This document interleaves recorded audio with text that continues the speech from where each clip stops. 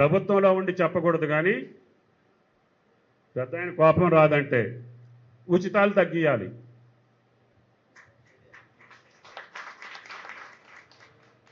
ఆ ఉచితం ఎవరికి ఉండాలంటే అర్హుడికి ఉండాలి, అర్హుడికి ఉండాలి, నిరుపేదకు ఉండాలి.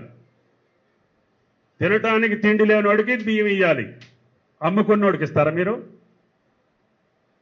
ఎన్టీ రామారావు 3 రూపాయలు ఉన్నప్పుడు 2 రూపాయలకి ఇస్తే దేవుడు అన్నారు. ఇప్పుడు 60 రూపాయలు ఇస్తే కూడా ఉచితంగా ఇస్తారా మీరు? అప్పుడు మిమ్మల్ని ఏమంటారు? పద్ధతి కాదు కదా. మీ ఊళ్ళో కార్డు లేనోళ్ళు ఒక 10-20 మందిని తీసుకురండి, రేషన్ కార్డు లేనోళ్ళని. అంటే అందరూ పేదవాళ్ళేనా? ఈ తెలంగాణ కుటుంబాలే 1,10,00,000 కుటుంబాలు.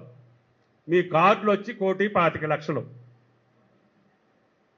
అంటే పక్క రాష్ట్రాల్లో కూడా ఉన్నాయి ఇక్కడ కార్డులు. మీ సలహాలు కూడా ఇవ్వాలి. రైతు భరోసా ఎట్టు ఇవ్వాలి? రైతు భరోసా భూ ఆసామికి వెళ్తుంది, పంట పండించినోడికి రావట్లేదు. వాళ్ళిద్దరి మధ్య సఖ్యత కుదరట్లేదు.